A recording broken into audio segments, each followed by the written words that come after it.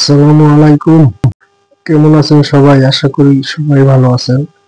প্রত্যেক বাড়ির টপ ছাদের টাঙ্কির যে ওয়ারিংটা হয় এটা একটা গুরুত্বপূর্ণ বিষয়। তো সেটা আপনি কিভাবে করবেন দেখেন, এখানে দুইটা সিস্টেম আছে।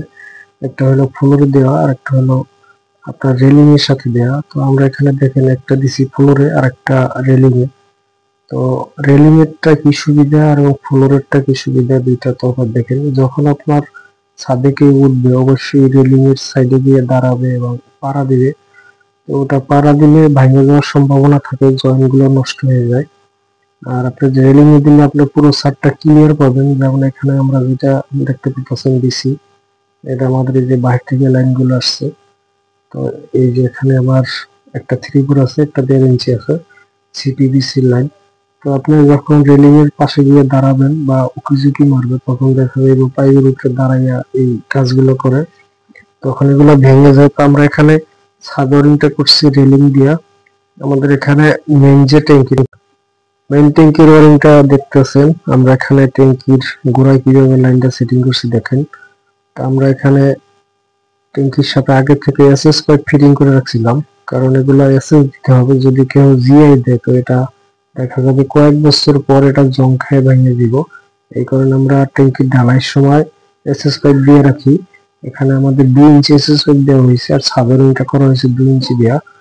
আমরা এটা এল দিয়ে কেন নিলাম ওনার সাথে, কারণ হলো আমাদের এটা ওয়াল থেকে প্রায় 3 4 ইঞ্চি ফাঁকে এসে পড়ে, তো এটা ভাঙে যাওয়ার সম্ভাবনা আছে।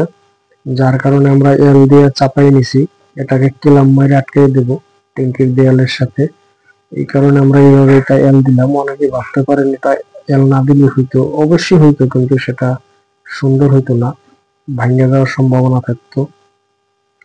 এই কারণে হয়তো দুইটা মাল বেশি লাগলো, একটু চাপাইয়া কেলাম মাইরা রাখবো, তো এটা পারফেক্ট কাজ হবে।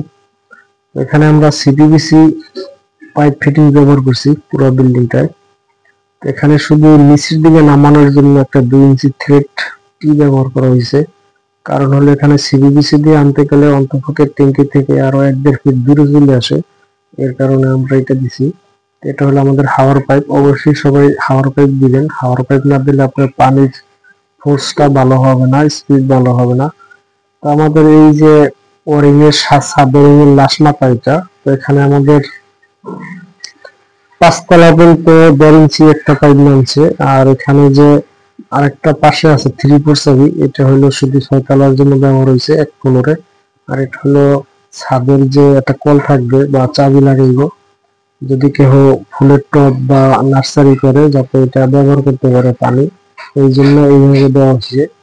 আপনি যদি মেন ট্যাঙ্কি বানান, যেটা মানে বলতেছিলাম যে ট্যাঙ্কির যে ছাদের যে টপ ছাদের যে মেন ট্যাঙ্কি এটা যদি বানান, তো আমি বলবো আপনার অবশ্যই ট্যাঙ্কির যে ছাদরিংটা এটা সম্ভব হলে রেলিং দিয়ে নিবেন। কারণ রেলিং দিয়ে নিলে আপনার ছাদের যে কোনো অনুষ্ঠান নির্ভয় করতে পারবেন, কেউ আপনার পাইপটা টাচ করবে না, ভাঙবে না।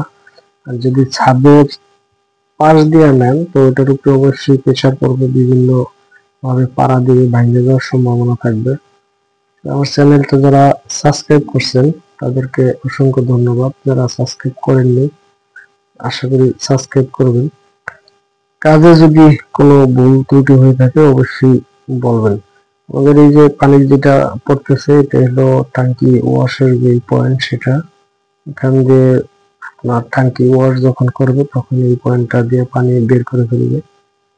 এটা আমরা কোনো চাবি ব্যবহার করি নাই, একটা ক্যাপ ব্যবহার করছি, যাতে করে এটা কাজের সময় দরকারের সময় খুলে নেওয়া যায়।